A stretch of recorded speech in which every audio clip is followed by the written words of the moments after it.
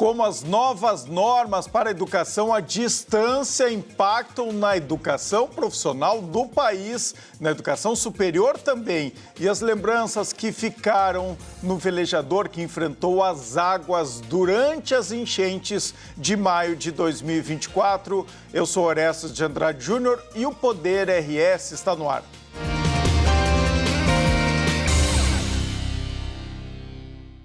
Poder RS tem o apoio de BRDE, Crédito para Inovar e Desenvolver, ou a BRS, em defesa da advocacia e da cidadania. EasyGen, com EasyGen, economizar na conta de luz ficou fácil. Quinta do Morgado, suco de uva pura. Quinta do Morgado, pensou em inovação? Vem para a Ubra e Grupo PS, que está lançando o Marco Life Complex, um novo tempo no Litoral Norte, em Capão da Canoa. Vamos abrir o Poder RS de hoje, já com o nosso tradicional recado do Banco Regional de Desenvolvimento do Extremo Sul, o BRDE. Pode rodar.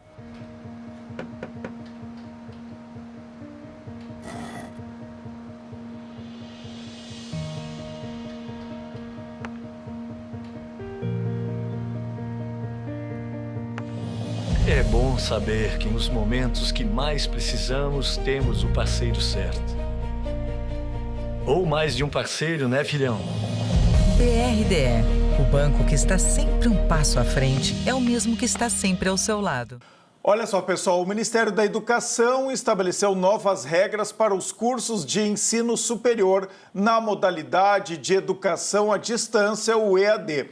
Por isso, eu convidei o superintendente de EAD e Educação Continuada da Elbra, Carlos Lenusa, para explicar como as normas impactam a educação profissional no Brasil. Bem-vindo ao Poder RS, Lenusa, mais uma vez.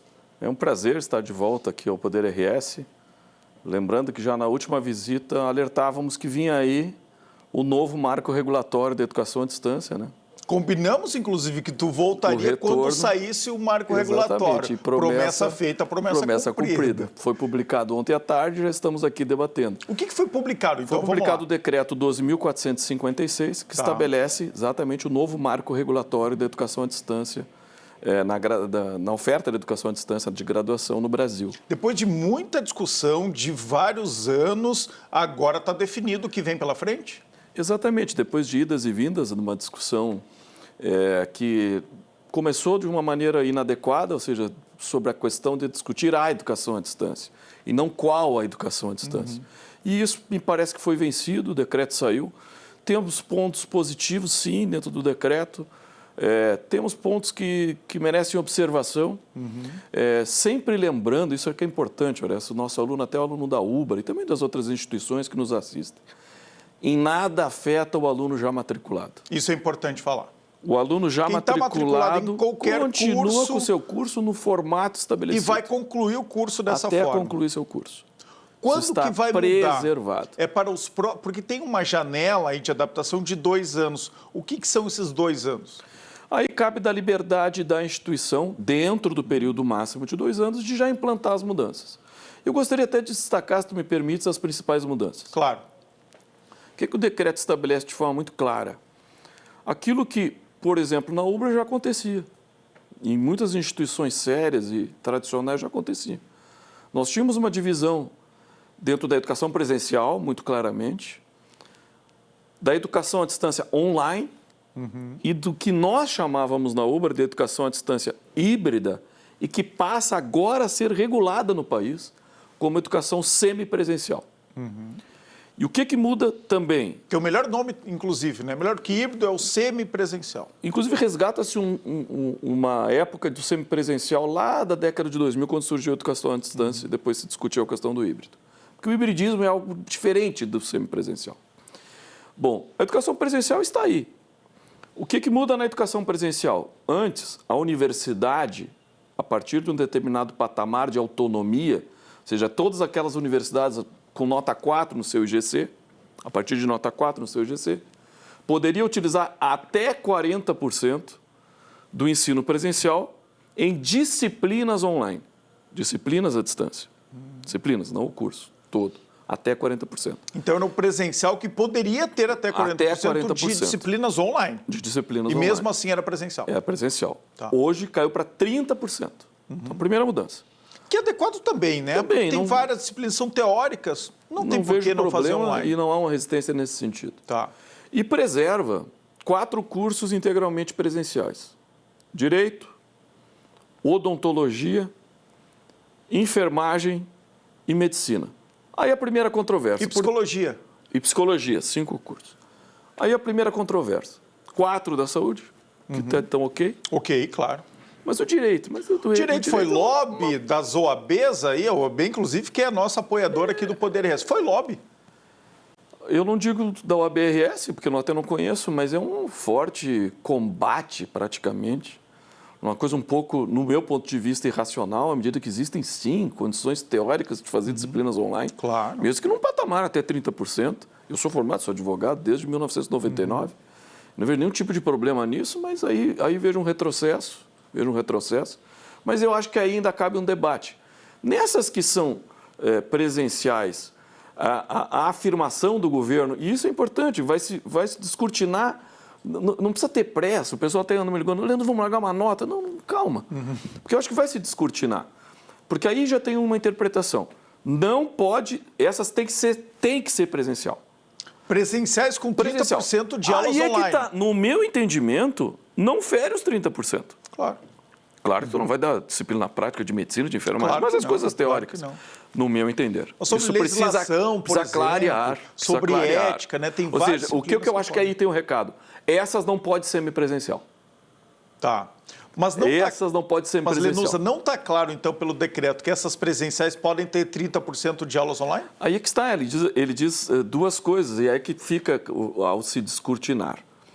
Esses obrigatoriamente presenciais, Tá. que nós enumeramos aqui, que nominamos aqui. Porém, esses seguem os 30% ou esses estão querendo ainda uma coisa diferente, que esse tem que ser 100%? Não está escrito em lugar nenhum, acho que vai se descortinar. Vamos para o semipresencial. O semipresencial inverte. 30%, por isso que eu acho que ele quis dizer que não pode ser semi. Daí é o contrário. Tu pode ter metodologias à distância em até 70% e 30% que vai se ocupar em presencialidade e presencialidade também de práticas e de estágio. Então, Certo. vamos pegar um assunto claramente usual. Fisioterapia, temos aqui. Um curso de excelência. Na modalidade semipresencial aqui na UBRA. E já fazíamos isso.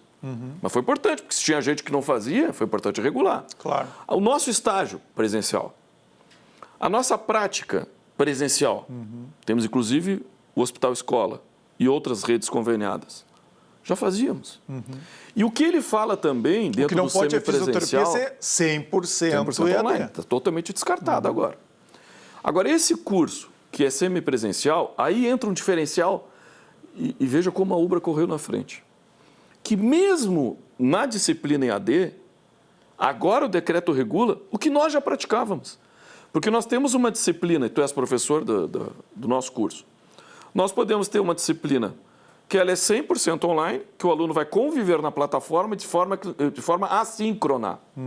Ou seja, ele vai colocar suas dúvidas, ele vai ter uma tutoria, que agora vai mudar o nome, vai passar a ser mentoria, e que vai responder, mas ele vai trabalhar quase que num projeto assistido, mas de autoestudo, onde ele vai desenvolvendo suas atividades dentro da própria plataforma ou ambiente virtual de aprendizagem. Essas disciplinas continuam assim. Quais são as disciplinas agora que são reguladas? O momento da disciplina online também, mas sincronar. Em tempo real, o professor à disposição do aluno online. Naquele horário marcado e naquele dia marcado. Certo. Então, é uma aula transmitida. Então, lá numa determinada plataforma, seja ela qual for, um meeting. O professor vai fazer o meeting da sua disciplina, naquele horário, daquela disciplina, com aqueles alunos. E ele vai desenvolver ali tira de dúvidas, em tempo real com os seus alunos. Porque é quase uma aula presencial. O que é considerado dentro desses percentuais. Tu pode ter presencialidade e pode ter o síncrono. Tá? O que não pode é não ter os estágios e as práticas sem ser 100% Claro. presencial. O que é plenamente Então, aí adequado. vamos lá, o semipresencial da UBRA já faz isso. O professor da disciplina X, que eu dei o exemplo lá de fisioterapia, ele é online, no dia da semana, quarta-feira. O que nós deixamos uma comodidade para o aluno que essa aula também fica gravada. Claro. Agora, se naquele horário ele não pode acessar, será está cobrado gravado. frequência. Será cobrado frequência. Agora o decreto muda. Então essa permissividade também do aluno escolher se vai ou não acaba, o que é muito bom. Bom também. Porque até nós teremos também uma maior adesão naquilo que muitas vezes a gente viu e na nossa prática mesmo de esvaziamento dos momentos online. Síncrono, está lá o professor e metade da turma não aparece. Então isso também acho que disciplina positivo por parte do governo. Outra coisa positiva que a UBRA vinha fazendo. Não dá para ser 100% das avaliações online. Pelo menos uma avaliação por disciplina e ela tem que ser preponderante, veja bem. Então, tu tem uma avaliação que vai de 0 a 10. Tu pode, pegando um exemplo bem, 4,5 com tarefas online. Um trabalho, uma entrega, um artigo, que o aluno faça em casa ou faça no seu ambiente de trabalho online. Porém, essa prova com valor preponderante, então se de 0 a 10, essa aqui já está 4,5, essa aqui tem que valer 5,5. Tem que ser preponderante. E ela tem que ser presencial. Presencial e no polo de apoio à aprendizagem. Perfeito. Mais um avanço no nosso sentido. Por quê? Isso no curso semipresencial. Essa em qualquer curso. Inclusive mesmo no online, distância? Mesmo no online. Interessante. Ele tem que vir ao polo fazer aquela prova. Então isso evita que uma universidade, vamos para a prática, né? Uma universidade, lá, uma faculdade que tenha a sua atuação na região norte do país, por exemplo, começa a vender cursos aqui para a região sul, sem nenhum polo, né? E aí agora vai ter que ter polo. Que muito ocorria, né? Que muito ocorria. Então vai ter que ter polo, vai ter que ter um polo numa distância razoável, digo aí até 100 quilômetros, onde a pessoa lá no... Não é uma salinha só, Nossas né, provas endereço. aqui são organizadas no final do semestre, a prova presencial também dá o tempo dele se organizar, dele vir ao polo, E com etc. alguma estrutura para receber esses alunos. E teremos também no online, que eu estava falando do SEMI, agora do online, a mesma coisa que o SEMI, a prova presencial, que é o que tu já perguntou, e teremos, mesmo no online, 20% da carga horária passa a ser ou presencial, ou desenvolvimento extensionista, que a gente chama, são as disciplinas de extensão. No caso aqui da UBRA, os nossos alunos sabem que são os PIs, os projetos integradores, onde tu tem as entregas para a sociedade, que tu vai fazer via polo, ou síncrono.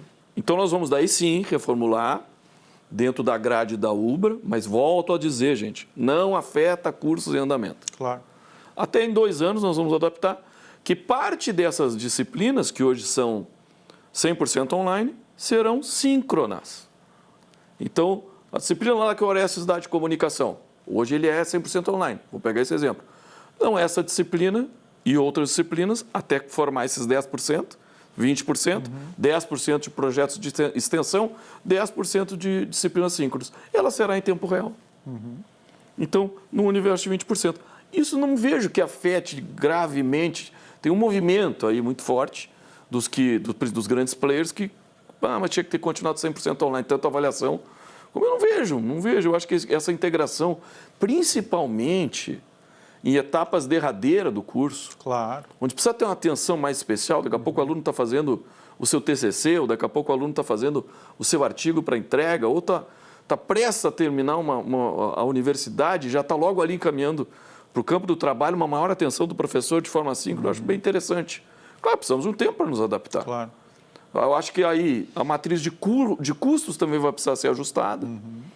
Hoje, uma matriz de custo que comporta uma determinada realidade, no momento que tu passa a ter uma nova exigência, ela vai ter que dar uma certa ajustada, mas universidades tradicionais, universidades do tamanho da UBRA já vinham trabalhando nesse sentido.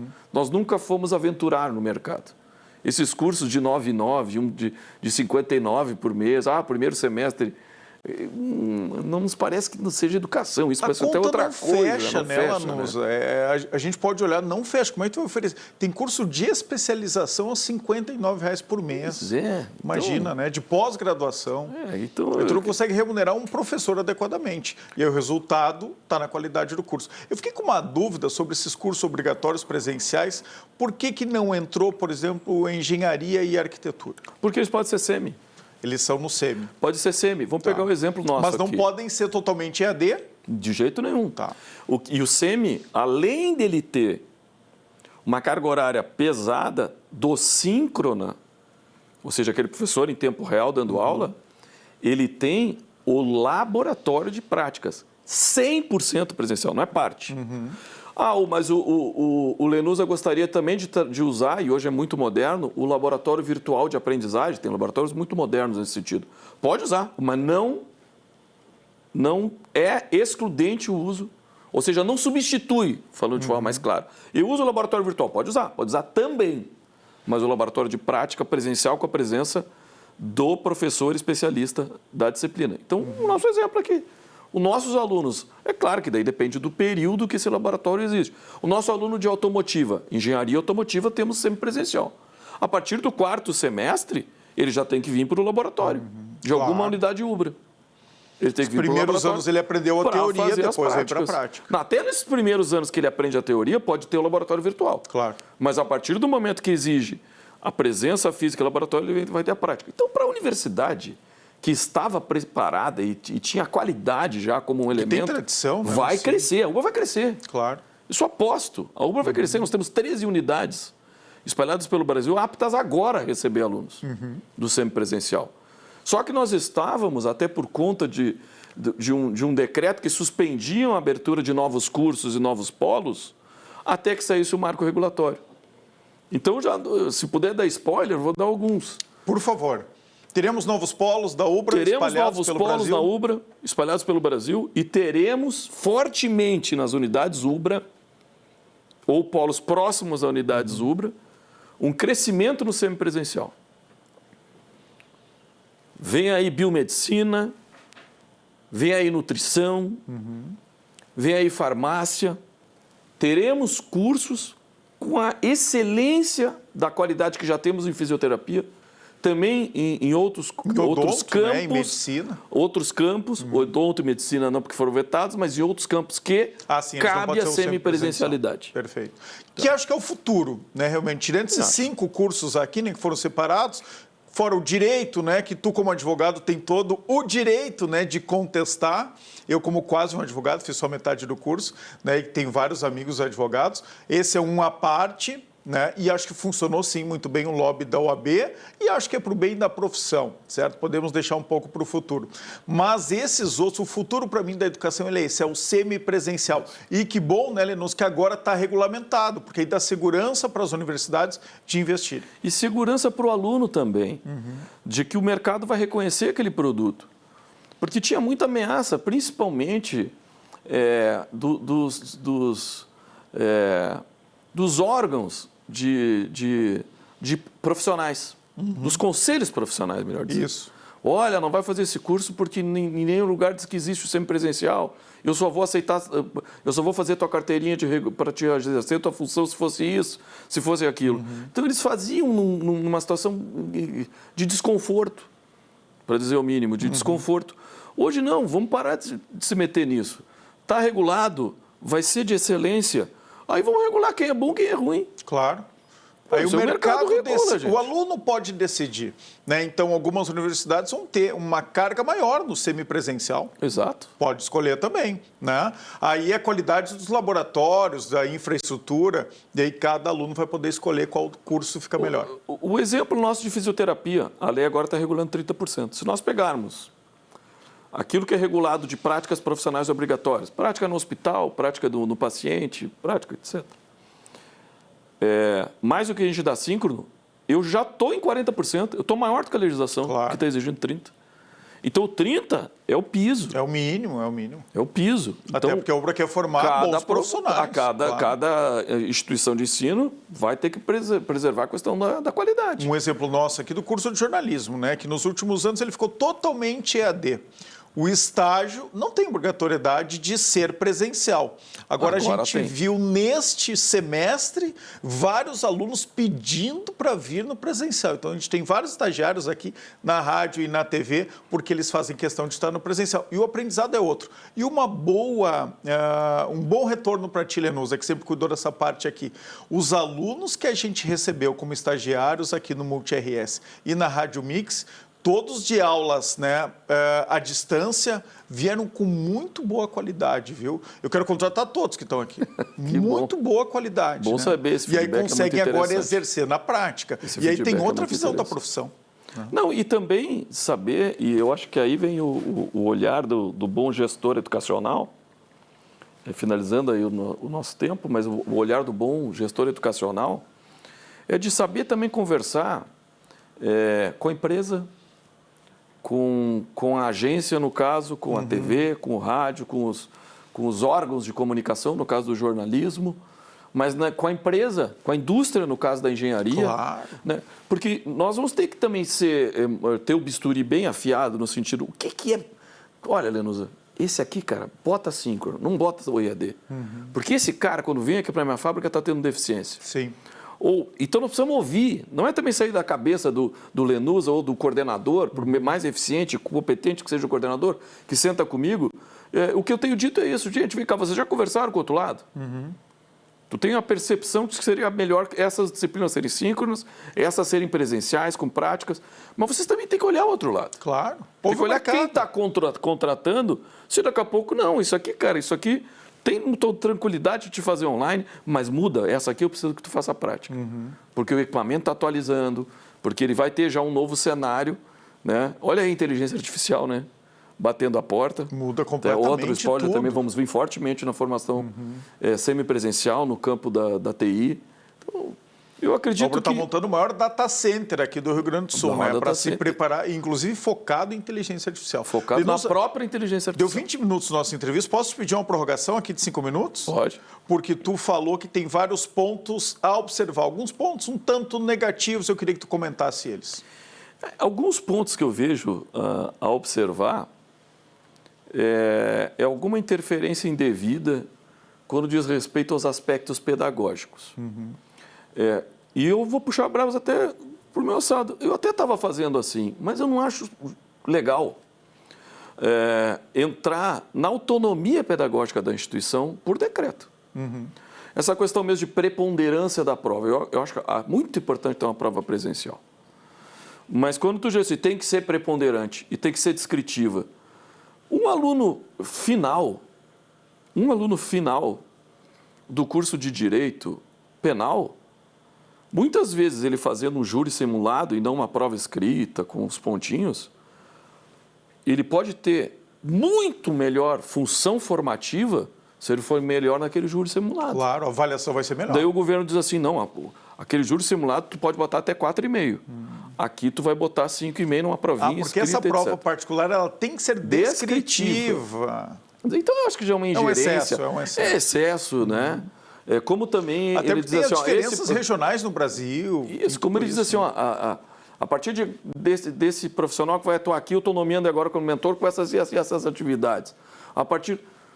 Isso entra em processos regulatórios que, no meu ponto de vista, sobe do erga manus da educação. Muitas vezes é regulado no próprio sindicato. Cria-se uma figura que não existe, nem existe essa figura dentro do sindicato dos profissionais. É mentor, então eles têm uma série de pequenas nomenclaturas. Coordenador institucional local. Coordenador institucional local. Não queremos fazer críticas, eu acho que também, como eu falei, vai descortinar. Nós estamos aqui para cumprir a promessa um dia depois do decreto. Eu nem viajei a Brasília ainda. Sim. Pretendo estar lá semana que vem. Para a gente discutir. O que você entende disso aqui? Eu acho que as coisas as abóboras vão se acomodando. Quem está muito incomodado é quem estava realmente pisando na bola. Eu acho que um pouco desse afã da regulação é isso. Como era terra de ninguém, vamos regular o máximo possível. Isso. Talvez tenha que ter algum ajuste. Vai tendo os ajustes. Vamos lá, para encerrar então. Isso vai melhorar a educação no Brasil? Eu não tenho nenhuma dúvida que, no que diz respeito ao IAD, ao semipresencial, é um grande avanço. O que eu quero voltar aqui, mas daí daria mais 20 minutos de entrevista. Vamos lá. É sobre as licenciaturas, sobre a intervenção nas licenciaturas. Querendo dizer, e daí foi uma intervenção radical, 50% tem que ser presencial, 50% online. E aí vou dizer... Fala um pouquinho sobre isso então. Só brevemente, por conta do tempo, isso. Nós vamos ter município do Brasil que, graças ao EAD, começou a formar professor e o professor ficou lá com apagão de professores. Com apagão de professores. Para esses cursos foi fundamental o EAD. E o EAD online, que poderia estar muito bem regulado, como foi agora, com 20%, ou até 30%. Mas a forma radical como houve essa intervenção, informações essencialmente teóricas, realmente nos preocupa. Aí aumentando, então, agora a exigência para 50% presencial. Às vezes, somando situações de práticas, mais do que isso. Olha só. Então, esse é um ponto de atenção. Um ponto de atenção e que deixo a dica para que a gente faça um debate aqui. Convide a minha coordenadora, pode estar à disposição aí das pedagogias para fazer todo esse olhar da formação. Vamos combinar, então, pós tua volta de Brasília, já com algumas novidades, a gente faz esse Poder RS aqui com a tua coordenadora de pedagogia. Perfeito. Combinado? Combinado. Para encerrar mesmo agora aqui, tá, Duda? Me dá mais 2 minutos. Quantos polos a UBRA pretende ter aqui no Rio Grande do Sul? Não efetivamente te respondo Rio Grande do Sul, mas a nossa meta, 25, 26, é ter 200 polos. 200 polos. Nós não iremos... Quantos tem hoje? Hoje nós temos 80 polos. 80 polos. Fora alguns desativados que serão reativados, certo, contando os campos. 200, então, nos próximos 1 ano e meio. 1 ano e meio. Perfeito. Obrigado. Carlos Lenusa, nosso coordenador aqui, né, da Educação à Distância e também coordenador educacional aqui da Elbra, da UBRA. Agora vamos ao comentário da Taíla Telequem, que tem um recado especial nesta terça-feira. Olá, Taíla. Olá, pessoal, tudo bem? Hoje eu pedi licença para falar um pouco mais sobre o trabalho voluntário que eu faço há um pouco mais de ano com o Instituto Acendendo Mentes. O Instituto Acendendo Mentes, ele cuida de adolescentes entre 12 e 16 anos e o objetivo é que esses adolescentes eles permaneçam na escola no contraturno. Então, quando eles não têm atividades normais de aula, eles vão mesmo assim para a aula e lá tem voluntários que dão outras aulas para eles, como aula de música, aula de jiu-jitsu, aula de educação financeira e a que eu faço é a aula de cidadania. Então eu falo para eles um pouco mais como são feitas as leis, qual é a história do Brasil, quais são os direitos e os deveres deles e a gente conversa sobre várias questões de vida, realmente para mostrar que existe um outro caminho.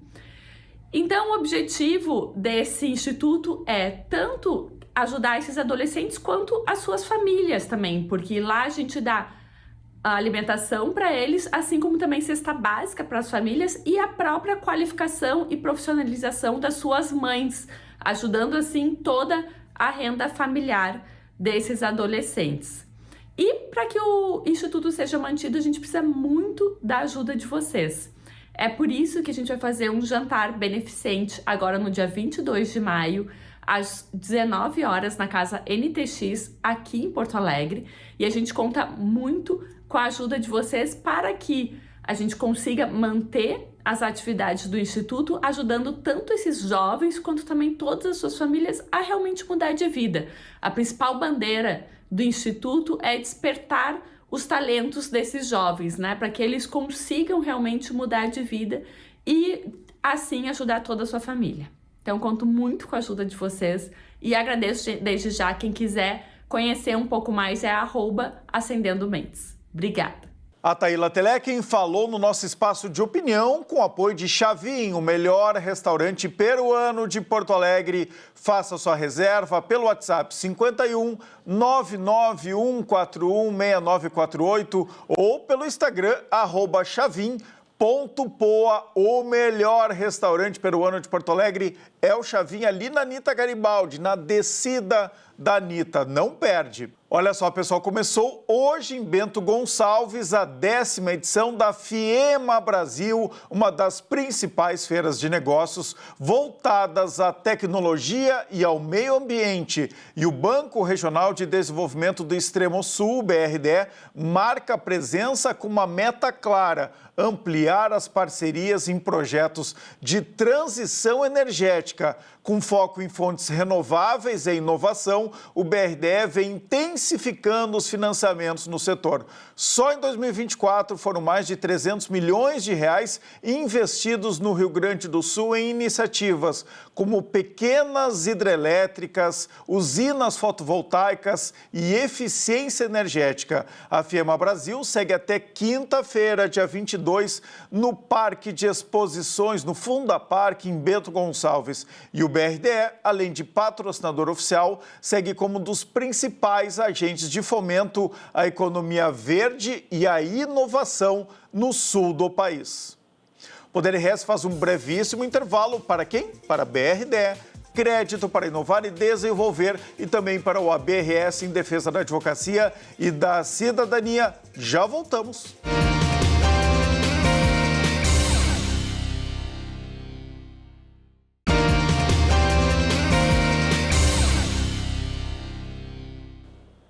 O Poder RS está de volta para a BRDE, Crédito para Inovar e Desenvolver. Olha só, pessoal, o que para muitos era sinônimo de lazer e diversão, em maio de 2024 se transformou em missão. Inúmeros velejadores e navegadores doaram seus conhecimentos e até seus barcos e equipamentos para resgatar pessoas e animais na maior catástrofe climática da história do nosso estado. Hoje eu recebo um desses heróis anônimos que eu vou apresentar para vocês. O Jairo Raimundo, ou mais conhecido como Jairo Zaiô, do Grupo Velejadores Solidários, que esteve na linha de frente dos salvamentos em Porto Alegre. Jairo, bem-vindo ao Poder RS. Tudo bem, que legal, Orestes, participar aí com vocês. É uma honra muito grande. E temos sempre um bom tempo aqui para buscar na tua memória. A gente está fazendo isso praticamente todos os dias aqui, Jairo, né? Porque a gente precisa marcar o que aconteceu. Isso está marcado, né? Como uma tatuagem, né? No nosso peito, no nosso coração, né? Na nossa memória. Mas a gente tem que falar da maior tragédia climática do Rio Grande do Sul, que atingiu a todo mundo. Eu fiz uma escolha que, ao invés de estar ouvindo autoridades que são importantes, os políticos, eu estou dando voz e estou mostrando esses heróis, né, anônimos, e heróis mesmo, tá? Que colocaram lá seus equipamentos, mas principalmente a sua cara, né, os seus braços, as suas pernas, para salvar outras vidas. Muitas vezes sem as melhores condições, né, sem uma cadeia de comando, sem uma coordenação certa, mas que nem pensaram muito, se jogaram nas águas, foram atrás, foram fazer e não ficaram reclamando, porque teve muita gente também que ficou reclamando, ficou lamentando nas redes sociais, ficou inventando, inclusive, né, os piores exemplos dos seres humanos, ficaram inventando fake news ainda, né, da tranquilidade das suas casas ou até do seu trabalho. Não, tu representa aqueles, né, que eu chamo do partido O Povo pelo Povo, né, que foi ajudar outros irmãos gaúchos a salvarem as suas vidas. Então, um ano depois, olhando para trás, o que tu lembra? O que ficou? A gente lembra muita coisa, é um trauma que fica. Tu vê a tua cidade totalmente diferente, eu estava comentando há pouco nos bastidores ali, que hoje passei por lugares que fazia tempo que eu não passava e continuam as marcas da enchente, seja através de prédios fechados, cujos empresários e comerciantes não conseguiram ainda se recuperar desse trágico momento, ou pelas marcas nas paredes, né? E a nossa cidade ficou marcada e eu tenho certeza, Orestes, que cada voluntário como eu, nós somos um número assim, infinito de pessoas, né, anônimas. Então, eu fui escolhido aqui com muita felicidade para vir aqui falar um pouco, mas eu tenho certeza que todos esses voluntários do Rio Grande do Sul, de fora do estado e até fora do país, que vieram nos ajudar, eu tenho certeza que eles pensam da mesma forma que eu. As marcas que ficaram neles, ficaram em mim. Ficaram na cidade, ficaram no Rio Grande do Sul. Sabe? Uma coisa muito trágica mesmo. Vamos recuperar um pouco lá aqueles dias, né? No dia 1º de maio do ano passado, era um feriado, uma quarta-feira. E aí começou a chover, né? Inclusive na terça-feira, no dia 30, começou a chover lá em Santa Maria. Foi a primeira cidade. Dia 1º começou uma chuva forte no Vale do Taquari, né? E aí veio vento. Quinta, sexta, na madrugada de sexta para sábado, chegou com força aqui em Canoas, em Porto Alegre. E aí, aqui o campus de Canoas quer receber 400, 500 pessoas, recebeu já no sábado 3.500, 4.000 pessoas. Quando é que tu percebe que seria grave, né, que a gente viveria uma enchente, e o que tu faz quando tu percebe isso? Bom, só para resgatar um pouco, o nosso grupo Velejadores Solidários, Ele foi criado um ano antes na enchente lá do Vale Taquari. Em 2023. Ali setembro de 2023. Setembro, eu te digo a data precisa, porque eu resgatei, busquei isso. Nós temos um grupo de velejadores, os cruzeiristas do RS, e foi buscar lá quando é que surgiu a iniciativa de apoiar o pessoal, fazer alguma coisa. E surgiu com uma frase, Orestes, lá no grupo dos cruzeiristas, uma frase muito interessante, em que se dizia ali que nós, velejadores e navegadores que usamos tanto o Guaíba, usamos tanto os canais, né, de navegação, adoramos a água, e agora a gente está acompanhando o que está acontecendo com esses nossos irmãos, amigos do Vale Taquari. O que nós vamos fazer? Né? E daí todo mundo, vamos colocar bote, vamos sim, vamos ajudar, vamos botar motor, vamos botar tudo a favor. Só que o Vale do Taquari tem uma peculiaridade. Lá aquelas correntezas, nós fomos aconselhados pela Defesa Civil a não utilizar os botes lá, naquele momento. De qualquer forma, em menos de 24 horas, o grupo juntou R$40 mil para que a gente tomasse uma iniciativa. Foi um grupo muito grande de colegas nossos, tá, para aquela região lá de Vale do Taquari, Roca Salles, ali Colinas, foram muito atingidos, lajeados. E lá montamos cozinhas. Cozinhas voluntárias, as pessoas iam para lá, e cozinhas para abastecer, ajudar as pessoas ali da região.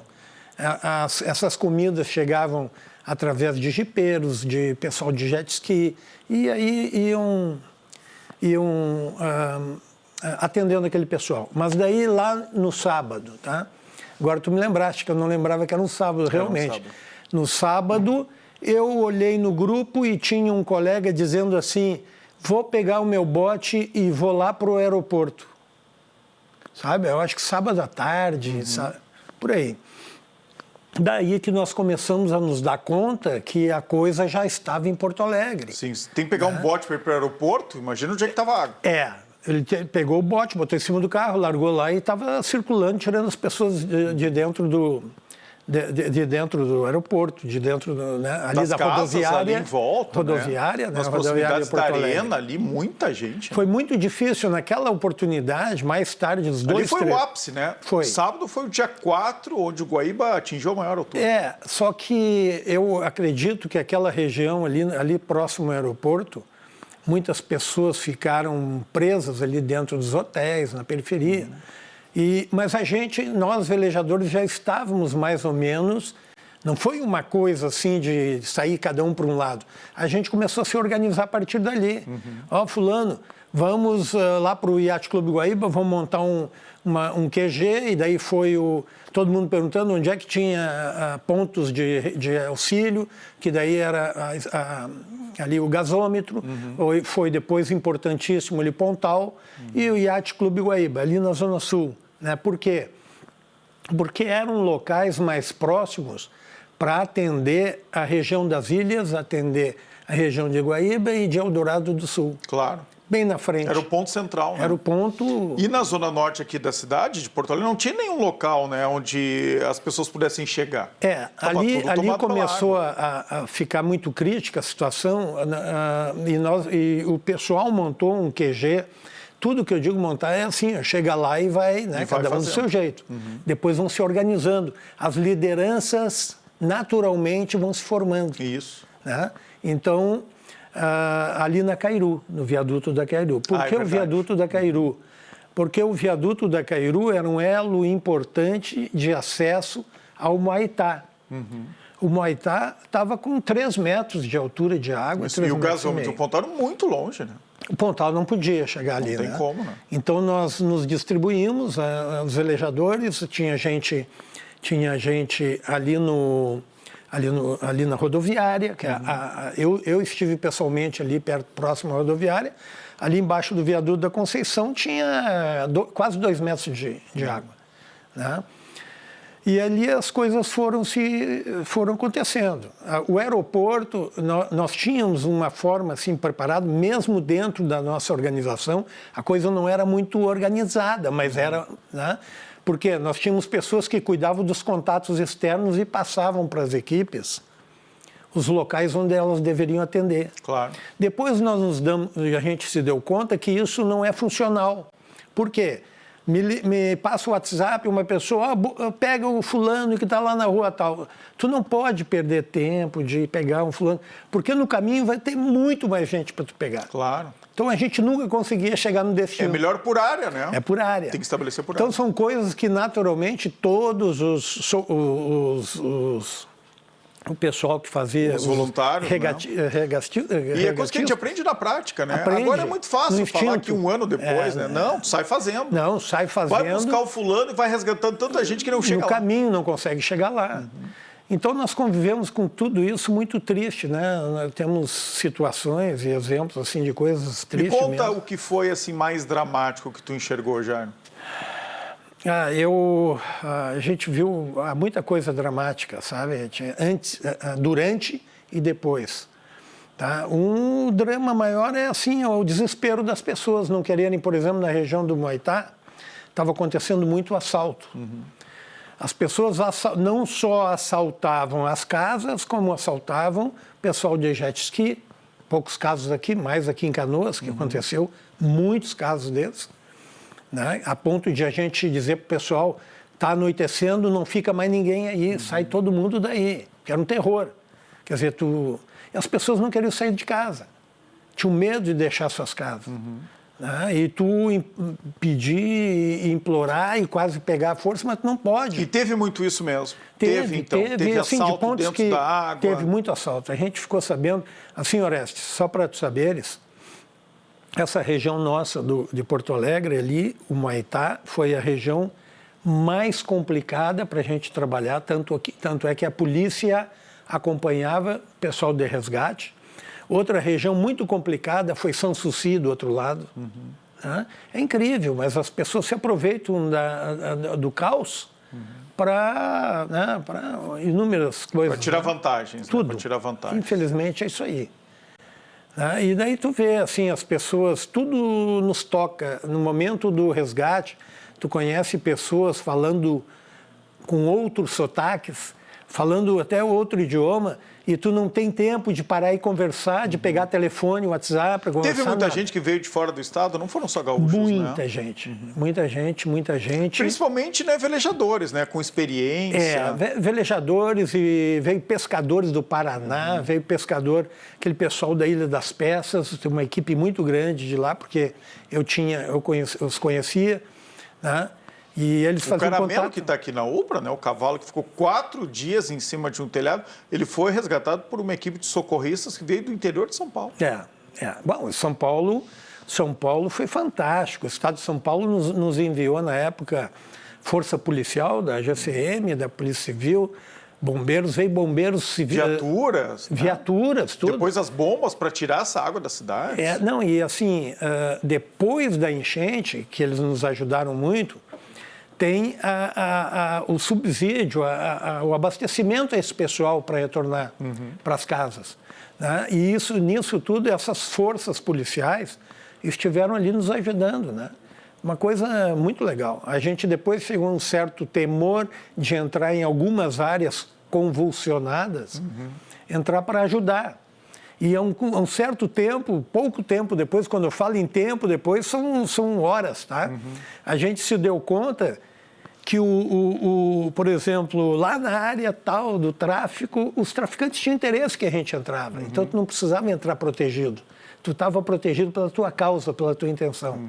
Então, isso aí é uma coisa muito legal, o maior aprendizado que fica para todos nós, e isso que me motivou a aceitar o convite da produção, da Duda e de ti, foi assim, o exemplo de solidariedade. Tá? O que mais a gente aprendeu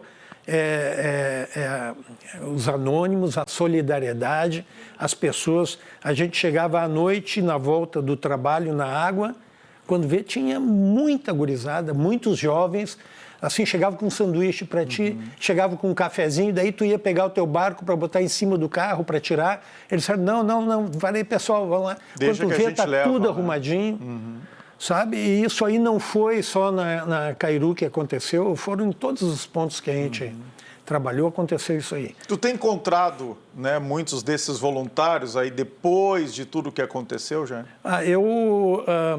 Voluntários eu encontro todo dia, né? O pessoal aí que trabalhou, muita gente trabalhou, mas a minha satisfação maior é quando eu encontro o pessoal fora do Rio Grande do Sul. Né? Teve uma equipe grande. Aí sabe que tu é gaúcho, eventualmente vê com essa camisa aqui, né? Dos essa camisa eu estou usando hoje especialmente depois de muito tempo, tá? Velejadores Solidários, por causa da nossa homenagem ao nosso grupo, e o pessoal batalhou, e se pudesse, eu acho que aqui a gente está representando os anônimos também de todo lugar. Mas é uma emoção muito grande, assim, Orestes, como eu falei, eu estou há quase um ano fora do Rio Grande do Sul, e mesmo lá fora eu tenho encontrado pessoas, porque eles veem que eu sou gaúcho, perguntam como é que está a cidade de Porto Alegre, como é que se recuperou, né? E aí, quando entra no assunto da enchente, cara, é uma coisa maravilhosa, sabe? Tu tem que abraçar as pessoas, tu tem que agradecer. Nós, gaúchos, agradecendo. Eu sempre digo isso. Pessoal, vocês são heróis em nos ajudar. Muito obrigado por levar essa força, esse voluntariado e nos tirar daquela situação tão ruim, né? Então, lembra de uma história agora. Qual foi o resgate mais emocionante, Jairo? Foi de uma família, de uma pessoa idosa, de uma criança, daqueles que tu viu, que tu presenciou. Sim. Qual que foi o que tu teve que convencer mais as pessoas e que tu, pelo poder da palavra, tu conseguiu? Conta uma história única para nós. A gente não tinha muito tempo para ficar conversando com as pessoas, né? Eu tenho algumas lembranças muito marcantes, que foi assim, uma da questão assim, o que acontece no caos? É a divisão das famílias, né? Que é a hora mais dramática. É dramático. Porque não cabe toda uma família grande, às vezes não cabe todo mundo no bote. Quem que vai primeiro? E aí? Daí tu tem que definir prioridades, e todos nós resgatistas, e eu falo aqui não do nosso grupo, mas todo mundo já tinha essa consciência de prioridade. Claro. Né? E essa consciência de prioridade tinha no momento também que chegava na margem. Tinha pessoas que pegavam o cachorrinho, tinha pessoas que pegavam os velhinhos. E as pessoas tinham essa consciência de prioridade? Imagino que seja o quê? Crianças, mulheres, idosos? Idosos. É mais naturalmente essa prioridade. E as pessoas tinham essa noção? Ou tinham os abusados que não? Tem porque, assim, Orestes, como eu disse antes, e tu também falaste bem no início uma palavra, que eu não me recordo agora, mas a liderança surge naturalmente. Quando tu vê, tem uma pessoa organizando que tu acha, esse cara foi mandado aqui para nos coordenar. Isso. Mas, na realidade, ele é como eu. Ele apenas teve a iniciativa. Toma decisões. Ele teve a iniciativa. Um grande líder tem iniciativa. Tem a iniciativa. Então, isso aí é uma coisa muito, muito legal de tu perceber as lideranças. Eu não estou desmerecendo os demais. Não. Os demais são muito importantes. Mas é uma coisa assim que ela nasce no meio do caos. Eu sempre digo isso. Eu ia nos abrigos, né, que cuidavam de animais. Mas eu não sou muito da linha de frente, mas eu que fico no acampamento, né? Então, vamos lá, vamos pescar, eu fico no acampamento, cuidando do churrasco e tal. E eu ficava lá, às vezes, meia hora, uma hora e meia, e daqui a pouco eu estava coordenando o pessoal. Faz isso, faz aquilo e tal. E tem gente que nasceu para ser linha de frente mesmo, né? Que tu vê, ele não consegue ficar na parte estratégica, ele tem que ir para ação. Então, isso no caos, isso se estabelece em 5 minutos. Né, rapidinho. É rapidinho, e isso é necessário, e isso é uma coisa assim... Os dois perfis, né? Os dois perfis. Mas o cara, até se tornar o líder, ele foi para a linha de frente porque ninguém foi, né? Estava todo mundo assim, estou esperando. O cara foi, começa, quem sabe a gente arruma aquela estrutura ali para botar os cachorrinhos, arruma aquilo ali. E aí nascem os líderes, é uma coisa muito legal. Outra coisa... Mas eu te interrompi, tu estava lembrando de uma dessas histórias dramáticas. Não, a questão que a gente vive na hora do caos, do quase caos, é a divisão das famílias, tá? Isso é uma coisa muito dolorosa, que a gente já sente até quando divide o cachorrinho da família, imagina um familiar. Eu lembro de uma moça que a gente estava puxando ela, do Humaitá, e ela esteve em Porto Alegre visitando uma amiga e elas foram separadas no momento por causa desse negócio de barcos, né? Eles procuram levar todo mundo junto, mas um barco vai mais rápido que o outro, a pessoa fica para trás. E ela desceu, foi posta ali em cima do viaduto, eu acho que o Leonel Brizola, que eram estágios, tinha uma equipe em cada lado, trazendo as pessoas e os outros levavam para o outro lado. E ela chorando muito, desesperada, porque se perdeu da família e não conhecia a cidade, não conhecia nada. Daí eu disse, mas tu não tem um celular e não tem uma pessoa para entrar em contato? Eu tenho um celular, mas está sem bateria. Porque ela não lembrava o número das pessoas, né? A gente não lembra mais, não lembra ninguém, nada, né? Nada. O celular, assim, uma coisa que ali não adianta, não funciona, é água, chuvarada. E aí que eu lembrei que eu tinha em algum lugar um carregadorzinho daqueles portátil, com um power bank, emprestei para ela e ela se comunicou e encontrou o marido e os outros amigos que estavam lá na Cairu do outro lado. Do outro lado. Porque o pessoal queria levar ela para um outro grupo, né? E eu disse, não, enquanto a gente não encontrar a família, ela não sai daqui. Claro. Mas aqui na Ubra a gente teve vários casos, assim, dezenas de casos, que famílias que chegavam separadas. E aí elas ficavam na angústia de onde é que está o meu familiar. Os demais, exato. Né? A gente teve crianças que chegaram antes dos pais aqui e ficaram esperando, né? Então foi uma angústia tremenda. Isso aí até não dá para dizer que é desorganização, isso aí é uma coisa natural. Claro, faz parte. Porque os pais mandavam as crianças, leva meu filho primeiro. Leva, depois a gente se encontra. Foi um trabalho muito legal também a gente percebeu isso aí, porque também tentava ajudar a encontrar os familiares. Né? Nós tínhamos, acho que 40 albergues em Porto Alegre, por aí, 4 ou até mais. Mais, com certeza. Né? Então tinha que encontrar, a gente sabia que com uma questão de tempo as pessoas iam se reencontrar. Jairo, a minha diretora aqui está dizendo que acabou o nosso tempo. Eu te falei que ia passar rápido aqui, mas obrigado pelo teu testemunho, pelo teu depoimento, representando aqui todos os voluntários, mas especialmente os velejadores, né, solidários do Rio Grande do Sul. Obrigado, não por estar no Poder RS, obrigado pelo teu trabalho lá, né, com muita iniciativa, com muita coragem para resgatar muita gente nas enchentes de maio de 2024. Obrigado. Tranquilo, Orestes. É uma coisa assim que a gente não é nada, né? Mas a força de todos nós, a gente constrói alguma coisa. Eu acho que é isso que aconteceu. Mas eu vejo pelo teu sorriso aqui, tu tem no rosto, pela tua alegria, né, aquilo assim de missão cumprida. Eu fiz o que deveria fazer no pior momento. Acho que isso não tem preço. Eu acho que é por aí a gente... Vamos ver o que a vida se apresenta para nós, de que forma vai se apresentar no futuro mais próximo. Volta embora para o Rio Grande aqui, tá? Não, deixa Paraty lá.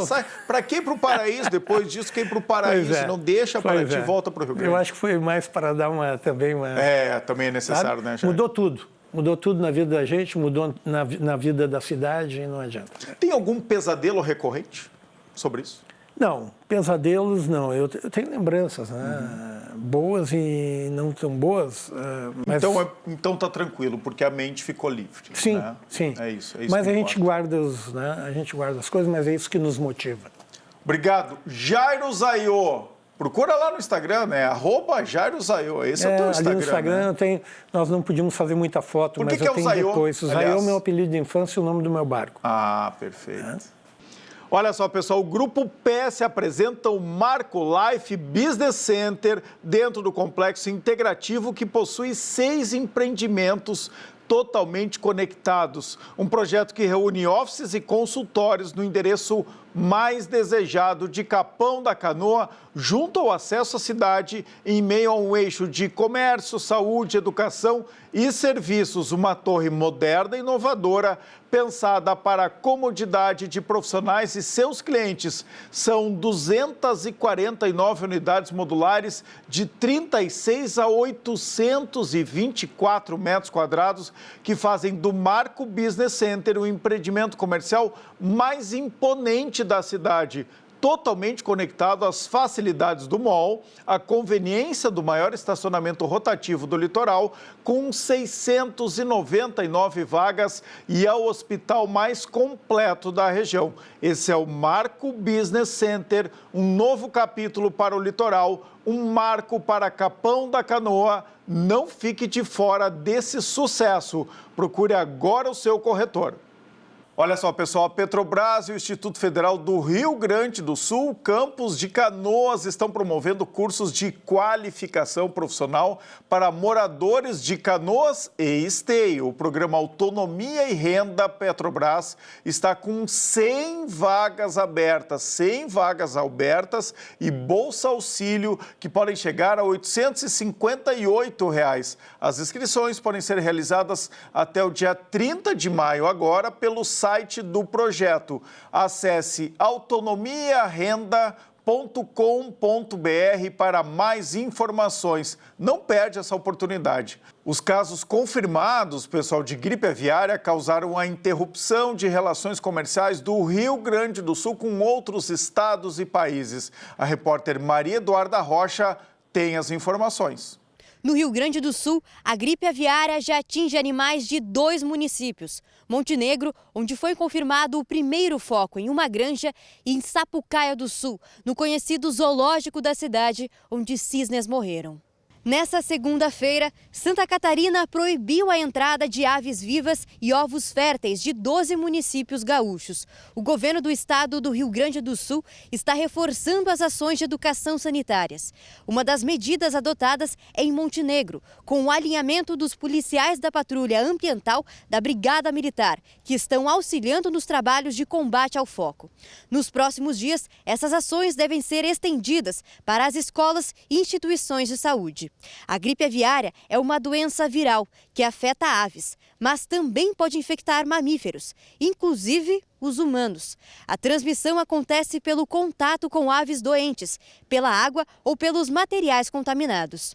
Outra propriedade está sob investigação, também em Montenegro, com suspeita de contaminação das aves, além de 5 casos suspeitos em outras partes do Brasil.